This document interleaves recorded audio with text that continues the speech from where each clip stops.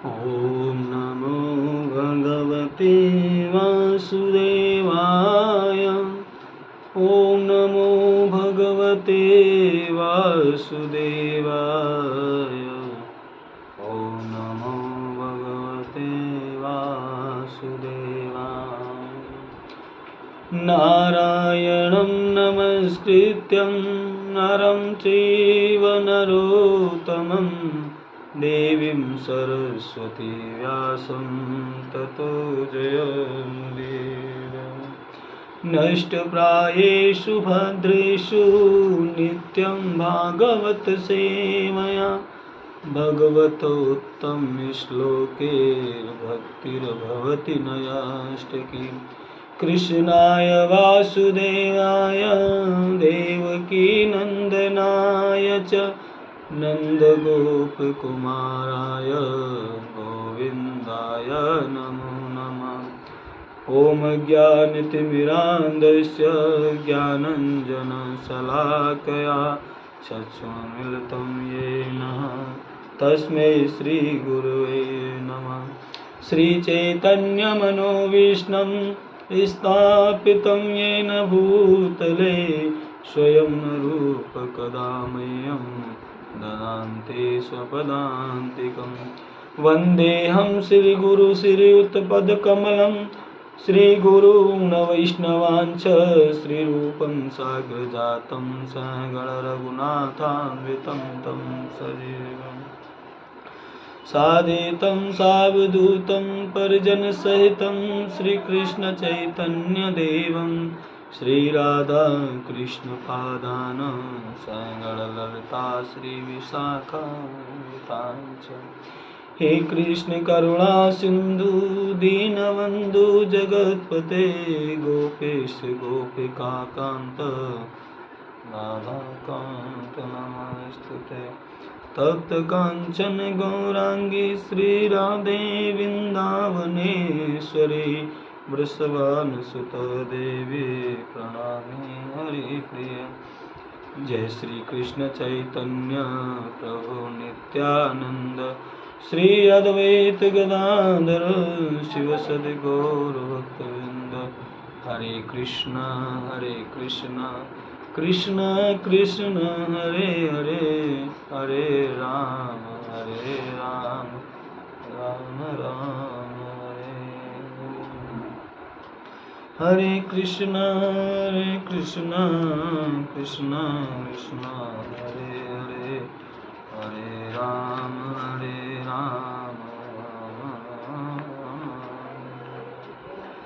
वंदे गुरुनिसभक्तानि समीसात्वताकानं तप्तकांसांसपतच्छक्ति कृष्णचैतन्यसंगमम्। वंदे श्रीकृष्णचैतन्य नित्यानंदो सहीहोदितो गौड़दे पुष्पवन्तो चित्रो संदोत्तमो। श्री कृष्ण चैतन्य महाप्रभु की जय। श्री राधा श्याम सुंदर श्री कृष्ण बलराम श्री गौर निताय की जय। श्रीमद् भागवत गीता अध्याय 5 कर्म योग कृष्ण भावना भावित कर्म। श्लोक संख्या 5।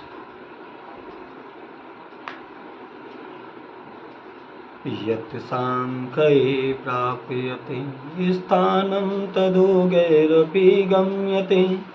एकं सांख्य च योगं च य पश्यन्ति स पश्यति। असत्यांख्ये प्राप्यते स्थानं तदोगैरपि गम्यते। एकं सांख्यं च योगं च यं पश्यति स पश्यति। शब्दार्थ। यत जो सांख्य सांख्य दर्शन के द्वारा प्राप्त किया जाता है। स्थान ततः वही योगे भक्ति द्वारा अपि भी गम्यते प्राप्त कर सकता है। एक सांख्यम विश्लेषणात्मक अध्ययन को च तथा योगम भक्तिमय कर्म को च तथा यह जो पश्यति देखता है स वह पश्यति वास्तव में देखता है। तात्पर्य ही डिवाइन ग्रेस ऑफ शरणारविंद भक्ति गोदांत गोस्वामी जगत गुरु श्री प्रभुपाद की श्री श्री राधा गोविंद गोस्वामी महाराज बहुत प्रमाण। दार्शन शोध सांख्य का वास्तविक उद्देश्य जीवन है के चरम लक्ष्य की खोज है। चूंकि जीवन का चरम लक्ष्य आत्म साक्षात्कार है, अतः इन दोनों विधियों से प्राप्त होने वाले परिणामों में कोई अंतर नहीं है। सांख्य दर्शन शोध के द्वारा इस निष्कर्ष पर पहुंच जाता है कि जीव भौतिक जगत का नहीं अपितु पूर्ण परमात्मा का अंश है। फलतः जीव आत्मा का भौतिक जगत से कोई सरोकार नहीं होता।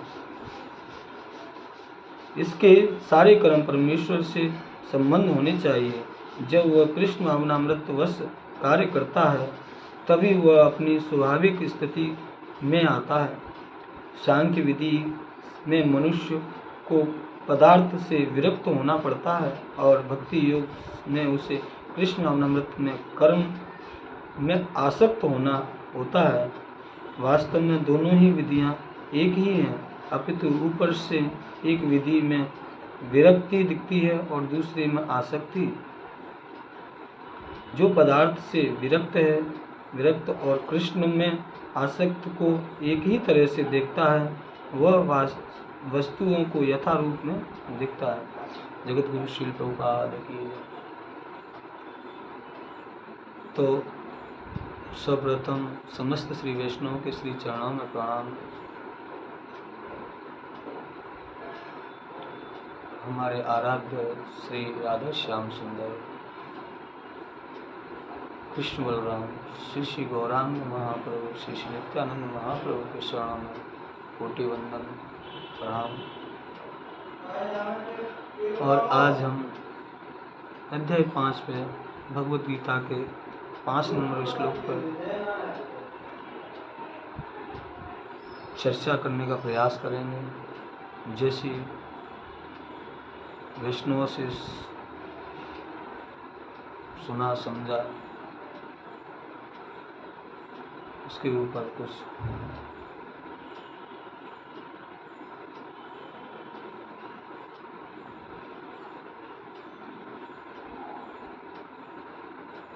चर्चा करने का प्रयास करते हैं। तो भाई श्री श्री नरसिंहदेव भगवान की। तो हमने देखा और सुना कि जब 5वां अध्याय लगा उससे पहले अनेक प्रकार के भगवान ने अर्जुन को आदेश भी दिए और अर्जुन को बताया भी कि किस तरीके से प्रथम द्वितीय अध्याय में भगवान कृष्ण उन्हें समझाते हैं कि आत्मा शरीर के स्तर पर आत्मा क्या है और शरीर क्या है और आत्मा का क्या वास्तविक स्वरूप क्या है और वह क्या चाहता है।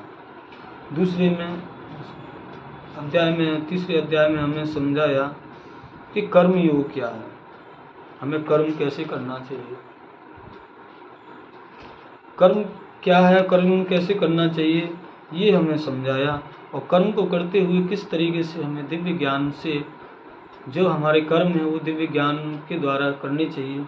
और फिर हमें भगवान चौथे अध्याय में दिव्य ज्ञान के विषय में हमें समझाया कि जो भी हम कर्म करते हैं वो ज्ञान रूप ढंग से करना चाहिए, जिससे क्या है कि हम इस भवबंधन से सदैव के लिए मुक्त हो सकें। और इस श्लोक में भी भगवान यही कहना चाह रहे हैं कि जो यह जानता है कि विश्लेषणात्मा का अध्ययन सांख्य द्वारा प्राप्त स्थान भक्ति द्वारा भी प्राप्त किया जा सकता है, और इस तरह से जो सांख्य योग तथा भक्ति योग को एक समान देखता है वह वस्तुओं को यथा रूप में देखता है। कि हम कोई भी कर्म क्यों ना करें, चाहे तो योगासन करें, चाहे ध्यान करें, या और कोई भी पद्धति हम भजन क्रिया के लिए अपनाएं,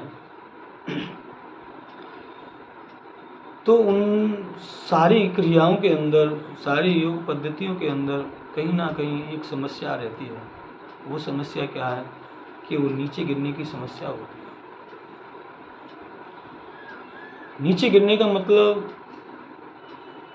हम जिस योग बल को ऊपर बढ़ाना चाहते हैं उस योग बल को नीचे गिरने की सदैव संभावना रहती है। जैसे उदाहरण था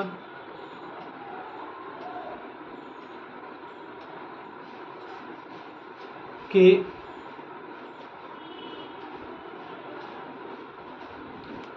एक बिल्ली को आपने सभी जानते ही हैं, सदैव क्या करती है कि जब उसी बिल्ली को कहीं कोई चूहा दिखाई दे जाता है तो वो झपट से उस चूहे को तुरंत ही क्या करती है, फाड़ देती है, उसे मार देती है और वो खा भी जाती है। पर उसका जो बच्चा है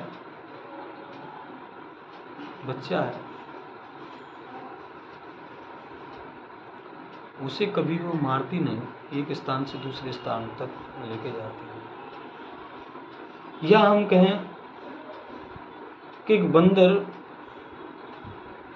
का जो बच्चा होता है, वो क्या है कि अपनी माँ को कसकर पकड़कर बैठता है और माँ एक स्थान से दूसरे स्थान पर छलांग लगाती है, तीसरे पर लगाती है। कभी कभी हमने देखा भी है कि वो बच्चा गिर भी जाता है। वो गिर जाने के कारण क्या होता है, उसे चोट भी लगती है और वो असहाय अवस्था में पड़ा भी रह जाता है कभी कभी। तो ये जो और पद्धति हैं, जो योग पद्धति हैं, ये सारी क्या है, ज्ञान पद्धति है।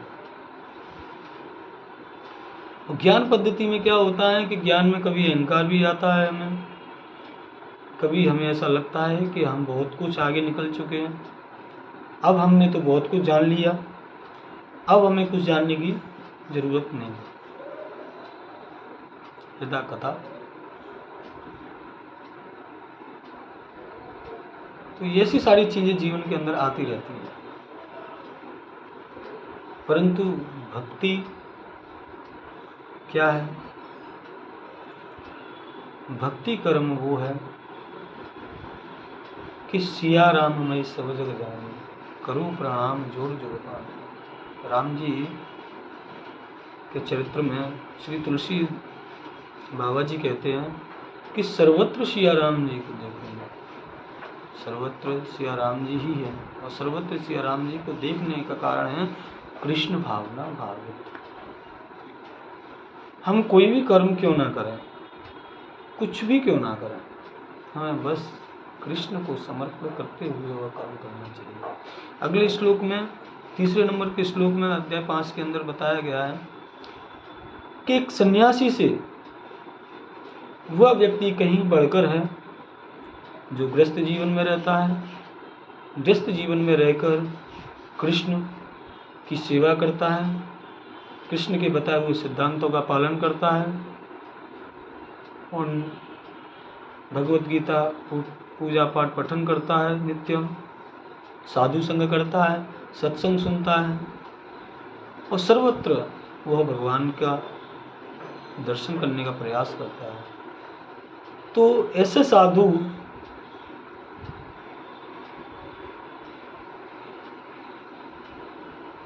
होने की कोई जरूरत नहीं, ऐसे व्यक्ति को कोई साधु होने की जरूरत नहीं। वह तो वास्तव में एक सन्यासी है हमें संसार छोड़कर, हमें गृहस्थी छोड़कर, हमें समाज छोड़कर, हमें परिवार छोड़कर और कहीं जंगलों में चले जाएं, और जंगलों में जाने के बाद में हमारी कहीं आसक्ति किसी चीज़ में रह जाए, अरे हमने अपने फलाने बच्चों के लिए ये नहीं कर पाए, या हमने ज़्यादातर देखा है कि बहुत से लोग ऐसे हैं कि जो चिलम, गांजा, सिगरेट, बीड़ी, तंबाकू इत्यादि में लटक जाते हैं सन्यासी होने के बाद। खैर, तो इसमें प्रभुपाद जी कहना चाह रहे हैं कि दर्शन शोध सांख्य वास्तव में उद्देश्य जीवन की चरम लक्ष्य की खोज है।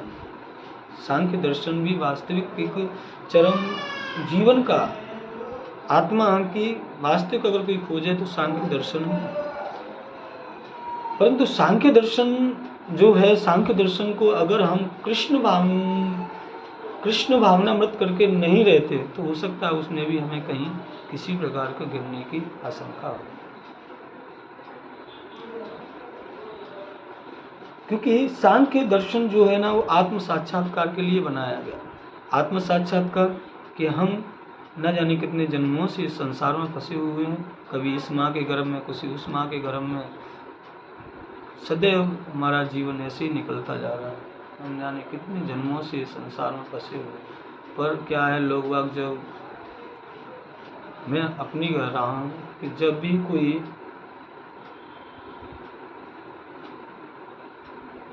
आत्म साक्षात की जब बात होती है तो हमें उसमें रुचि नहीं रहती।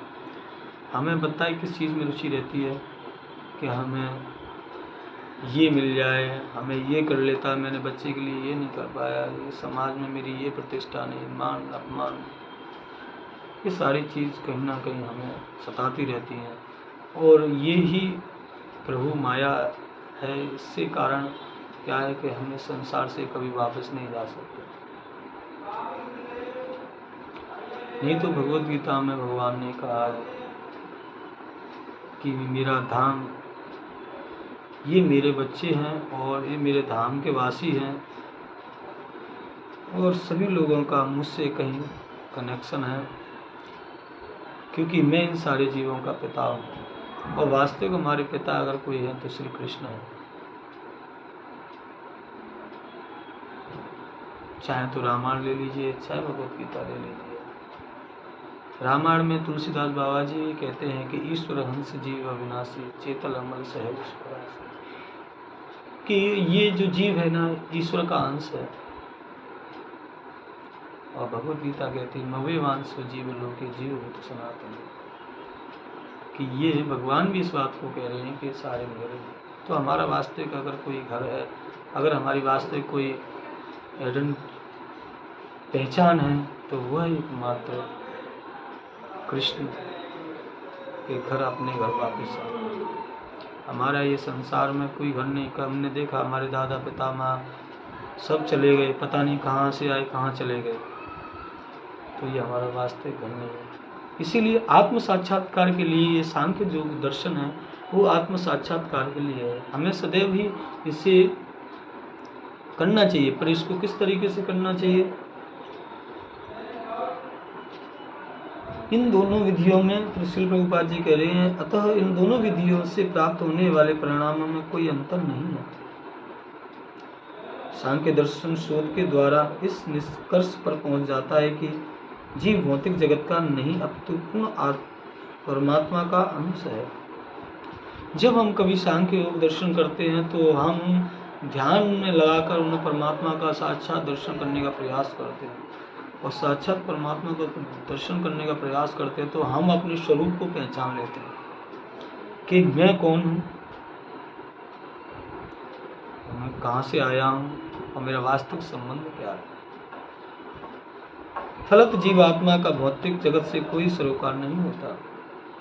प्रभुपाद जी भी इसी बात को कह रहे हैं कि फलतः इस संसार में, भौतिक संसार में जीवात्मा का कोई अस्तित्व नहीं है।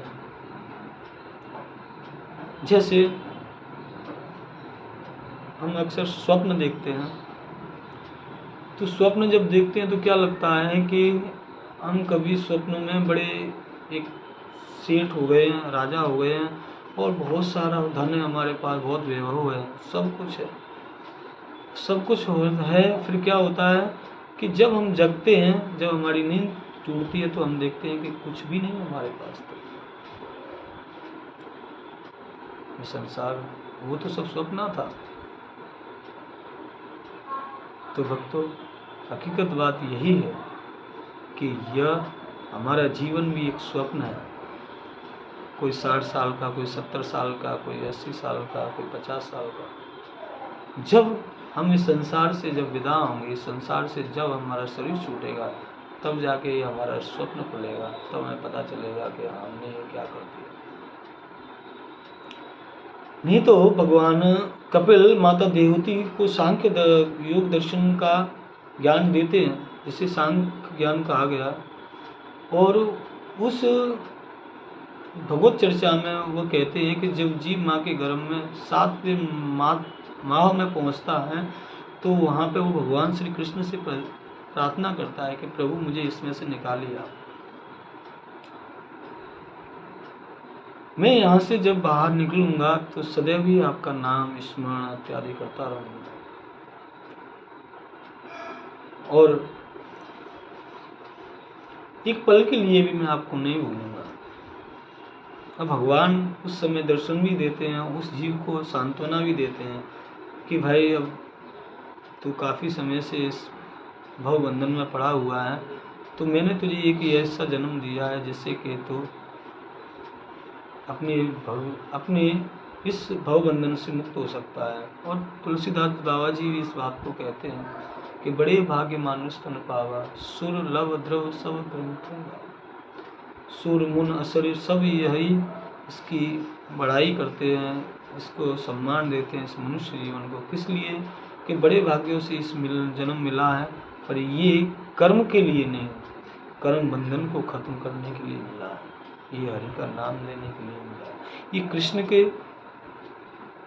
चरणों में प्रेम प्राप्त करने के लिए मिला है। और वास्तविक ये संसार में अगर हमें जीवन मिला है तो श्री राधा श्याम सुंदर श्री कृष्ण बलराम के श्री चरणों का प्रेम प्राप्त करने के लिए मिला है, इसके अलावा और कुछ नहीं संसार में। ना तो ये भोग के लिए मिला है, न यश के लिए मिला है, एकमात्र कृष्ण के श्री चरणों के में प्रेम के लिए मिला है। हम बहुत थक चुके हैं, हमें पता नहीं कि हम न जाने कितने जन्मों से इस संसार में नरक वासनाओं में घूम रहे हैं। तो भक्तों, किस संसार में हमारे वास्तविक कोई पहचान ही नहीं। अगर हमारी कोई पहचान है तो एकमात्र यह पहचान है कि हम कृष्ण के दास हैं, क्योंकि जीवी स्वरूप है नित्य कृष्ण रे दास है। जीव का अगर कोई स्वरूप है तो वो कृष्ण का नित्य दास है, इसके अलावा और कुछ नहीं।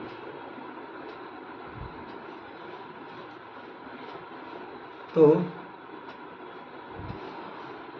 इसके सारे कार्य परमेश्वर से संबंधित होने चाहिए। जब कृष्ण भावना बस कार्य करता है तभी वो अपनी स्वाभाविक स्थिति में आता है।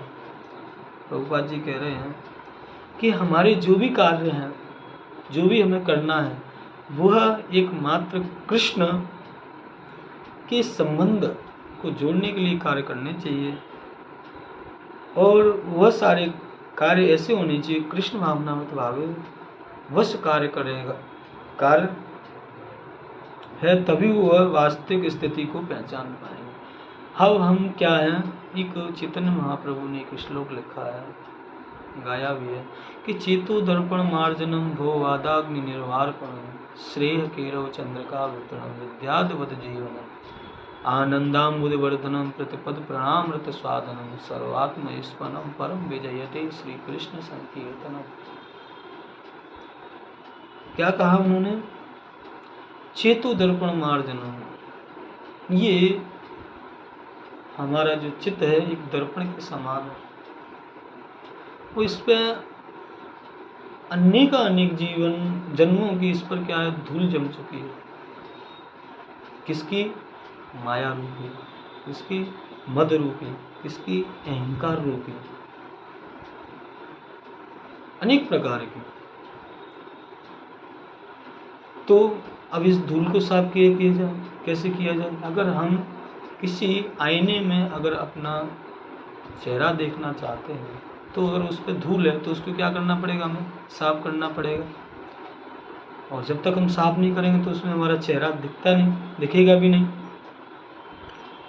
तो हम अगर बुद्धिमान हैं तो हम क्या करेंगे? सर्वप्रथम उसको साफ करेंगे, और साफ करेंगे तब उसमें हम दिखाई देंगे। ऐसे ही हमारे जब अनेक जन्मों से हमने इस संसार में भोग भाग विलासनाओं में रहे हैं, इसीलिए हम अपने आप को पहचान नहीं पा रहे कि हमारी वास्तविक स्वरूप क्या है, हम कौन हैं।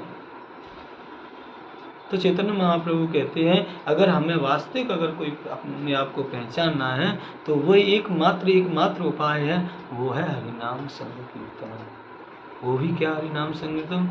हरे कृष्णा कृष्ण कृष्ण हरे हरे, हरे राम राम राम हरे हरे।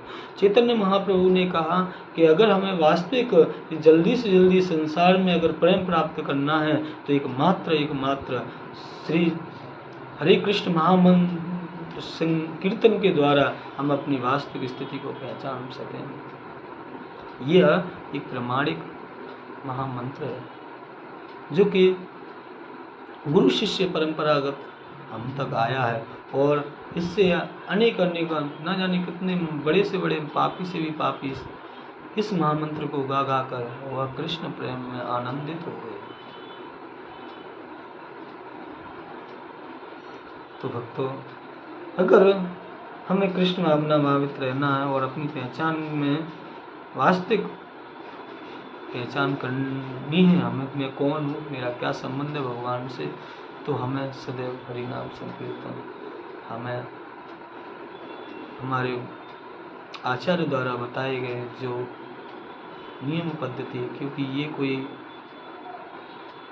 भजन क्रिया सारे संसार में हो सकते हैं, सारे कार्य अपनी बुद्धि से किए जा सकते हैं, पर एकमात्र एक कार्य है, वो है भक्ति कार्य। ये हमारी बुद्धि से नहीं हो सकता, होता भी नहीं, क्योंकि इसमें साक्षात कार्य करने वाले ऐसे प्रमाणिक गुरु की शरण में हमें रहना पड़ेगा, जिससे क्या है कि हम कृष्ण के चरणों में प्रेम प्राप्त कर सकते हैं। तो आप सभी से मेरा निवेदन है कि आप हरिनाम संकीर्तन करें, महामंत्र का जप करें। महामंत्र का जप करेंगे तो भगवान श्री राधा श्याम सुंदर, श्री कृष्ण बलराम, श्री गौरांग महाप्रभु आपको अपना प्रेम प्रदान करेंगे और आप अपनी वास्तविक स्थिति को समझ सकेंगे। और मैं कौन हूँ, मेरा क्या स्वरूप है, मेरा वास्तविक पिता कौन है, इस विषय को भी आप हृदयपूर्वक समझ सकेंगे। और सदैव भक्तों का संग करें, हरिनाम संकीर्तन करें। हरे कृष्ण। जगत गुरु श्री प्रभुपाद की, श्री राधा गोविंद गोस्वामी महाराज की। आइए फिर दूसरे श्लोक पर चर्चा करेंगे। हरे कृष्ण।